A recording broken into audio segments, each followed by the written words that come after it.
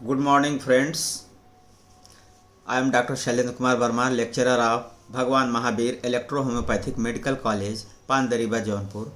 मित्रों, आज के समय में एक बड़ी गंभीर समस्या जो उत्पन्न हुई है डेंगू के रूप में पूरे अपने जनपद में, जौनपुर जनपद में और भी उत्तर प्रदेश के तमाम जनपदों में इस समय, जैसा कि हम सब जानते हैं कि बरसात के बाद डेंगू का बुखार इस कदर फैल जाता है।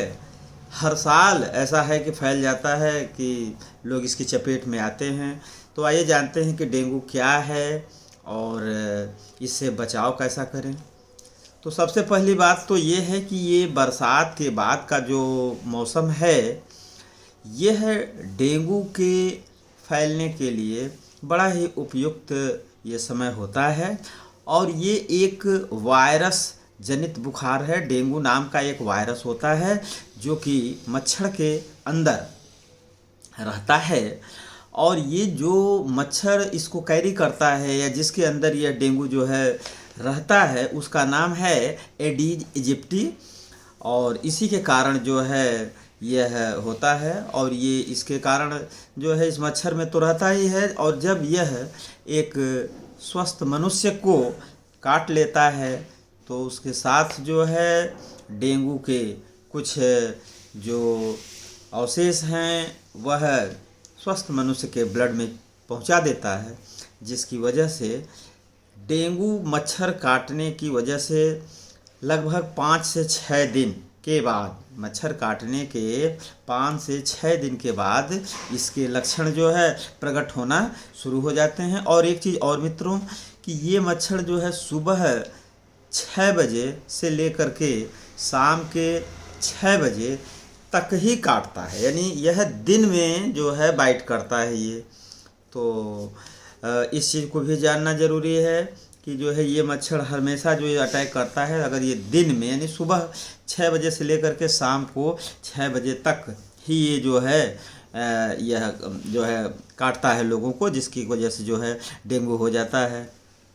और एक चीज़ और कि यदि किसी व्यक्ति को डेंगू हो गया है और फिर मच्छर जो है उस व्यक्ति का ब्लड यानी उस व्यक्ति को काटे और फिर वह किसी दूसरे व्यक्ति को जा कर के यदि काट लेता है, तो इस तरीके से भी जो है इसका प्रसार होने लगता है, एक व्यक्ति से दूसरे में, दूसरे से तीसरे में जो है ऐसा होने लगता है, और वो भी आदमी जो है डेंगू से संक्रमित हो जाता है। अब जानते हैं कि अगर किसी को डेंगू हो गया तो इसके लक्षण क्या क्या हैं, जिससे कि जो है हम पहचानेंगे कि उसको डेंगू हुआ है। तो उसमें जो है सबसे पहला है कि रोगी को यानी पेशेंट को जो है तेज़ बुखार होगा और सर दर्द होगा, बदन दर्द होगा, और इसको इतना ज़्यादा दर्द होता है जैसे कोई हड्डी तोड़ बुखार भी इसको कहते हैं। और आँखों के पीछे और आँखों में भी जो है दर्द होता है, पूरे बदन में दर्द होता है, यानी कि जैसे हड्डी टूटने लगे और उतना दर्द हो, तो उतना जो है उस स्तर का दर्द इसमें होता है। और एक चीज़ और है कि पूरे शरीर में काँपी जैसे छूटती है, जैसे ठंड भी जो है वह महसूस करता है। और ये जो है तो हुआ डेंगू के जो है सामान्य लक्षण। और कुछ गंभीर लक्षण है, यदि डेंगू जो है गंभीर स्थिति में पहुंच जाता है तो इसके कुछ गंभीर लक्षण भी दिखते हैं, जैसे कि नाक से खून आने लगता है, नाक से खून आना या मसूड़ों से खून आना, चक्कर आना, और आंतों से खून का रिसाव होता है, यूरिन में भी जो है खून का रिसाव होता है, और पूरे बदन में लाल लाल जो है चकत्ते या रेशे का आ जाना जो है। और जैसा कि हम सब जानते हैं कि डेंगू बुखार हो जाने के बाद प्रारंभिक लक्षणों में एक लक्षण ये भी है कि जब टेस्ट कराया जाता है तो जनरली जो प्लेटलेट्स, जो ब्लड में जो प्लेटलेट्स की मात्रा है जिसको थ्रोम्बोसाइट कहते हैं, उनकी संख्या निरंतर कम होती है। जैसा कि हम जानते हैं कि एक नॉर्मल स्वस्थ मनुष्य के शरीर में 1.5 लाख से लेकर के 4.5 लाख के बीच में जो है इनकी मात्रा होती है प्लेटलेट्स की। लेकिन यदि कोई आदमी जब डेंगू से ग्रसित हो जाता है तो जो प्लेटलेट्स का जो काउंट है वो गिरने लगता है, यानी 40,000 हो जाता है, 25,000 हो जाता है, 20,000 हो जाता है, या इससे भी जो है कम हो जाता है। तो प्लेटलेट्स का गिरना कोई डायरेक्ट डेंगू से संबंध नहीं रखता है, क्योंकि जब भी इसको अगर थोड़ा सा हम आपको बताना चाहेंगे कि जो जैसे कोई भी वायरस जब हमारे शरीर में अटैक करता है, या डेंगू को ही ले लें, डेंगू ने अटैक किया एक स्वस्थ मनुष्य के शरीर में, जो है उसका जो है एक दूषित ब्लड पहुंच गया या डेंगू का वायरस पहुंच गया। तो जो हमारा शरीर है, जैसा कि हम जानते हैं कि ब्लड का अगर हम कॉन्फ़िगरेशन देखें तो ब्लड के अंदर जो है WBC है, RBC है, उसके बाद प्लाज्मा है, प्लेटलेट्स है, सभी हैं। लेकिन एक चीज़ जैसा कि हम सब जानते हैं कि यदि कोई फॉरेन पार्टिकल या कोई वायरस या कोई बैक्टीरिया जब हमारे ब्लड के माध्यम से शरीर पे अटैक करता है, ब्लड में घुस करके, तो हमारी बॉडी जो है उसके अगेंस्ट, यानी उस बैक्टीरिया के अगेंस्ट एंटीबॉडी डेवलप कर लेती है। तो जो एंटीबॉडी होता है, तो ये एंटीबॉडी जो बना, क्यों बना? उस वायरस यानी डेंगू वायरस से अगेंस्ट लड़ने के लिए बना।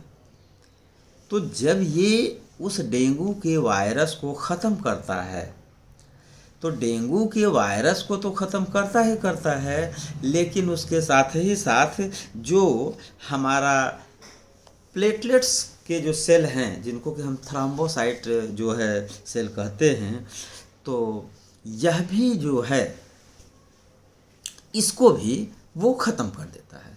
यानी एक तरीके से जो हमारे ही शरीर की जो एंटीबॉडी है वही जिम्मेदार होती है प्लेटलेट्स काउंट को कम करने के लिए। डेंगू जिम्मेदार नहीं है। डेंगू हुआ, शरीर हमारी एंटीबॉडी बनाई, तो एंटीबॉडी क्या की? डेंगू के वायरस को मारी, लेकिन उसी के साथ साथ जो प्लेटलेट्स होते हैं इनकी भी जो है, इनको भी खा जाती है। ये कह लीजिए कि इनको भी जो है वो खा जाती है, जिससे कि प्लेटलेट्स का काउंट गिरता रहता है या गिर जाता है, नीचे गिर जाता है। और यहाँ पे एक चीज़ बताया जाए कि डेंगू 4 प्रकार के होते हैं, टाइप 1, टाइप 2, टाइप 3, टाइप 4, यानी डेंगू 4 प्रकार के जो है होते हैं। अच्छा, और अब अगर हम इसको देखें, एक चीज़ और इसमें जो है, अगर हम इसको देखें कि ये स्वतः ही यदि हम इलाज न करें और प्लेटलेट्स का जो अगर काउंट जो है बहुत ज़्यादा नीचे न गिरा है, तो स्वतः ही 4 से 5 दिन के बाद जब डेंगू के वायरस को पूर्ण रूप से हमारी एंटीबॉडी मार देती है, तो यह स्वतः ही बढ़ने लगता है। प्लेटलेट्स की जो है संख्या वह निरंतर बढ़ने लगती है। तो इस चीज़ को भी जानना जो है अच्छा। और यहाँ पे ये जानिए कि प्लेटलेट्स का काम क्या है। जो प्लेटलेट्स का काउंट गिर रहा है, तो प्लेटलेट्स के काउंट गिरने से क्या परेशानी होगी मरीज़ को, हमको ये जानना चाहिए। पहली बात तो ये है कि प्लेटलेट्स का कार्य क्या है। तो प्लेटलेट्स का कार्य होता है, जैसे हमारे ब्लड का अगर हम कॉन्फ़िगरेशन देखें तो ब्लड में RBC भी है, जिसका काम है ऑक्सीजन का ट्रांसपोर्टेशन है। WBC है, WBC का कार्य है कि हमारे इम्यून सिस्टम को डेवलप, यानी हमारे लिए इम्यूनिटी प्रदान करता है। इसी तरीके से जो प्लेटलेट्स है, प्लेटलेट्स का कार्य है कि ब्लड को थक्का जमाना, यानी अगर कहीं कट लग जाए तो वो थक्का जमा करके ब्लड को बहने नहीं देता है, रोक देता है। ये कार्य जो है प्लेटलेट्स का है।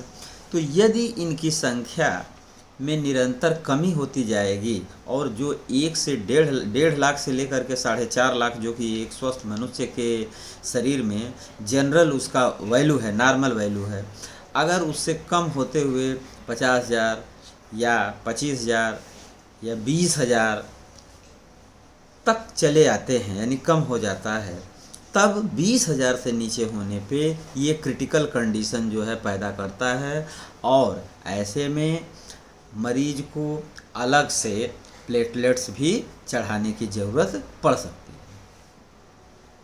ये हो गया। और यदि हम इसको देखें एक चीज़ और कि कुछ इसमें मिथ भी है कि जैसे कि कीवी फल खा लीजिए या बकरी का दूध पी लीजिए। आजकल सभी लोग बकरी के पीछे भाग रहे हैं, बकरी के दूध या पपीता का पत्ता। तो ऐसा कोई प्रमाण नहीं है कि बकरी का दूध पी लेने से या पपीता खा लेने से या कीवी फल खा लेने से या आजकल एक और जो है ये चाइनीज फल आया हुआ है, ड्रैगन फ्रूट जिसको बोल रहे हैं, उसको खा लेने से जो है ये एक बैग चमत्कारिक रूप से जो है प्लेटलेट्स बढ़ जाएंगे। ऐसा कुछ नहीं है, ये एक मिथ है। और जो अगर एक्चुअल में देखा जाए तो जो हमारे शरीर का जो एंटीबॉडी जो है वही उस डेंगू वायरस को मारता है। हम हॉस्पिटलाइज होते हैं, दवा लेते ज़रूर हैं, लेकिन मारता कौन है डेंगू को? जो हमारे शरीर का एंटीबॉडी है वही मारता है। और डेंगू वायरस के मारते समय जो हमारे शरीर के जो प्लेटलेट्स हैं उनको भी जो है क्षति पहुंचा देता है और उनकी संख्या निरंतर जो है कम हो जाती है, जो कि अंत में ब्लीडिंग होने का, जैसे कि हमारे मसूड़ों से, जो सीरियस कंडीशन में मसूड़ों से ब्लीडिंग होने लगती है, आंतों से ब्लीडिंग होने लगती है, यूरिनरी सिस्टम में जो है ब्लीडिंग होने लगती है, या कहीं कट लग जाए तब भी ब्लीडिंग होने जो है शुरू हो जाती है। तो इस तरीके से अगर हम देखें तो अगर एक मात्रा से यानी 20,000 से नीचे अगर चला आया या 10,000 से नीचे चला आया तो ये एक ऐसी कंडीशन हो जाती है जो कि क्रिटिकल कंडीशन कह सकते हैं इसमें। और वहाँ पे मरीज को गहन चिकित्सा जो कि हॉस्पिटल में ही संभव है, एडमिट हो करके जो है कुशल डॉक्टर के देख रेख में जो है इसको करानी चाहिए जो है इस तरीके से जो है। और ये जो प्लेटलेट्स का कम होना ये डेंगू के जो तीव्रता का लक्षण नहीं है, ये तो हम यही देख रहे हैं कि हमारी जो है एंटीबॉडी इतनी सक्रिय है कि उसको मार रही है और मारते समय जो है हमारे प्लेटलेट्स को भी जो है नुकसान पहुंचा देता है जो है। तो अब इसमें हम ये देखते हैं कि तो 10,000 या 20,000 के बीच में जब पहुंच जाता है तो वहाँ पे हम डोनर बुला करके और सेम ग्रुप का, यानी जिस ग्रुप का ब्लड ग्रुप रोगी का है उसी ब्लड ग्रुप का जो है हम डोनर तलाशते हैं और उस डोनर से ब्लड से प्लेटलेट्स को जो है ट्रांसफ्यूज़ कराते हैं। और ट्रांसफ्यूज़न के बाद जैसे मान लीजिए कि आप आज जिसका कोई ऐसा पेशेंट है कि जिसका 10,000 जो है माइक्रोलीटर ये उसका जो है प्लेटलेट्स हो गया है और आपने 1 यूनिट या 2 यूनिट जो है उसमें आपने जो है प्लेटलेट्स जो है चढ़ा दिए, तो 24 घंटे के अंदर ये जो चढ़ाया हुआ प्लेटलेट्स है फिर डाउन हो सकता है और अपने पुराने स्थिति में आ सकता है या उससे कम या उससे और ज़्यादा भी हो सकता है। ये उस बात पे निर्भर करता है कि जो हमारे शरीर में जो एंटीबॉडी बनी है वह किस प्रकार से उन प्लेटलेट्स का भक्षण करती हैं या उनको खा रही हैं। इसी हिसाब से जो चढ़ाया गया है वो प्लेटलेट्स जो है कम हो सकता है 24 घंटे के अंदर।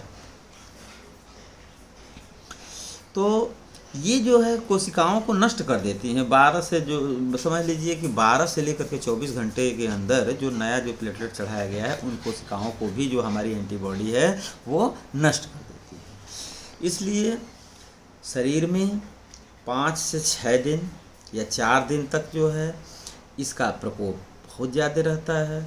और जब उन सारे जो डेंगू के जो जो रोगाणु हैं या विषाणु हैं या कह लीजिए जो है वायरस जो हैं, जब वो ख़त्म हो जाते हैं तब ऑटोमेटिक जो है प्लेटलेट्स बढ़ना शुरू हो जाता है। और इस रोग का कोई पर्टिकुलर दवा नहीं है कि जो है किसी को डेंगू हो गया ये दवा खिला दीजिए वह डेंगू जो है ठीक हो गया, ऐसी बात कोई नहीं है। हम सिर्फ जो है प्रिकॉशन ले सकते हैं, समय से इंतज़ार कर सकते हैं, और एक लिमिट से अगर कम हो सकता है जो है प्लेटलेट्स, तो उसको जो है प्लेटलेट्स का ट्रांसफ्यूजन कर सकते हैं। और एक बात यहाँ पे और है कि यदि पेशेंट को एडमिट हम करते हैं तो डॉक्टर के ऑब्जर्वेशन में होना चाहिए, और उसके शरीर में पानी की कमी नहीं होना चाहिए। एक चीज़ सबसे बड़ी चीज़ ये है कि जब भी अगर कोई डेंगू का पेशेंट है तो उसके शरीर में हर समय जितना संभव हो सके जो है तरल पदार्थ के रूप में जो भोजन होते हैं या कुछ फ्रूट्स का जो जूस होता है उसको, या दूध है, या जितना से ज़्यादा वह तरल मात्रा में पानी ले सकता है या साफ़ पानी है ये जो है वो खा सकता है, फ्रेट जो है। लेकिन ये इसमें ये है कि उसको उल्टी नहीं होना चाहिए, क्योंकि उल्टी भी एक लक्षण है। अगर उसको उल्टी हो रहा है यानी वो चीज़ जो उसने खाया वो तो उसको पचा नहीं, सारा का सारा बाहर आ गया, तो ऐसे में जो है हम तब उसको एडमिट करते हैं और उसके पानी के लिए जो है अलग से जो है व्यवस्था करते हैं कि उसके शरीर में पानी की कोई कमी न होने पाए। और एक चीज़ और है कि प्लेटलेट्स का रिपोर्ट में जो है अगर जो हम देखते हैं कि डेंगू का पॉजिटिव हो जाना, ये शरीर हर मरीज को एडमिट होना चाहिए, ऐसा भी नहीं है कि अगर किसी को डेंगू पॉजिटिव आ गया है रिपोर्ट में तो वह मरीज को हम एडमिट ही कर दें, ऐसा भी नहीं है। वो शरीर की बनावट और शरीर जो है कितना लड़ सकता है इसके ऊपर भी जो है निर्भर करता है। कुछ लोग जो है डेंगू होने के बाद शरीर खुद ही 4 दिन 5 दिन के बाद जो है मेकअप करने लगता है, ठीक हो जाते हैं। कुछ लोगों का शरीर इस तरीके का होता है कि मेकअप नहीं कर पाते हैं, उनको हॉस्पिटलाइज होना पड़ता है, तो हॉस्पिटलाइज में वही फिर सेम ट्रीटमेंट दिया जाता है। या कभी कभी ऐसा भी होता है कि यदि आदमी तरल पदार्थ ले रहा है, पानी ले रहा है, दूध ले रहा है, फलों का जूस ले रहा है, तो वह 4 दिन के बाद स्वतः ही जो प्लेटलेट्स का जो डाउन हो गया था उसकी मात्रा बढ़ने लगता है और वह धीरे धीरे स्वस्थ होने लगता है पेशेंट। लेकिन इसके लिए ज़रूरी है कि अगर आदमी घर पे इलाज कर रहा है या करा रहा है तो ऐसे में डॉक्टर के संपर्क में रहना ज़रूरी है। डॉक्टर के संपर्क में रहें और उससे समय समय पर राय भी लेता रहें ताकि यह केस बिगड़ने न पाए, और उसमें जो है अगर कोई कॉम्प्लिकेशन होता है तो डॉक्टर को तुरंत सूचना दें। और अगर हम देखें इसका बचाव क्या है, तो बचाव के लिए तो सबसे बड़ी चीज़ ये है कि हम अपने आसपास में जो है मच्छर को पैदा होने ही न दें। जितना भी पुराना कूलर है या गमला है या टायर है या टूटा फूटा कोई प्लास्टिक का बर्तन है या जिसमें पानी इकट्ठा होता है, ये सब चीज़ें जो है जिसमें कि मच्छर पानी में ही जो है पनपते हैं, उनके लार्वा अंडे जो है उसी में पनपते हैं, तो उसको हमें नष्ट कर देना चाहिए जो है। पहली बात तो यही है।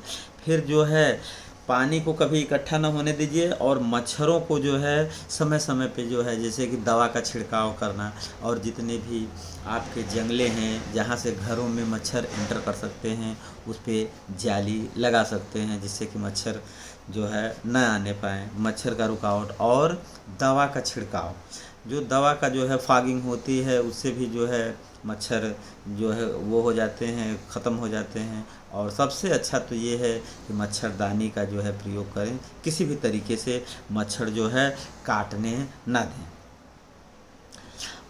तो ये सारी बातें जो हैं डेंगू से संबंधित रहीं। तो जो इतना लोगों में एक डर है, एक भय व्याप्त है, तो हम सभी लोगों से कहते हैं कि यदि डेंगू से डरे नहीं, उसका सही ढंग से इलाज कराएं, और इलाज हो जाने के बाद जो है आदमी स्वस्थता की तरफ बढ़ता है। और यहाँ पे जितने भी कुछ जैसे कि इलेक्ट्रो होम्योपैथ, चूँकि हम इलेक्ट्रो होम्योपैथ के डॉक्टर हैं इसलिए हम अपनी ही यहाँ केवल पैथी की बात करेंगे कि इलेक्ट्रो होम्योपैथ में भी तमाम इस तरीके की चीज़ें हैं जो कि डेंगू से बचाव और आपको स्वस्थ रखने की तरफ अग्रसर जो हैं। तो आप जो है यहाँ पे किसी पैथी की बात या किसी दवा की बात नहीं हो रही है। जितनी चीज़ें हमने आपको बताया है उसका मेन उद्देश्य यही है कि हम सुरक्षित रहें, डेंगू से सुरक्षित रहें और अपने आप को बचाइए, अपने अगल बगल पास पड़ोस में चारों तरफ सफाई रखिए जो है। तो इसी के साथ मित्रों, नमस्कार, हैप्पी दिवाली।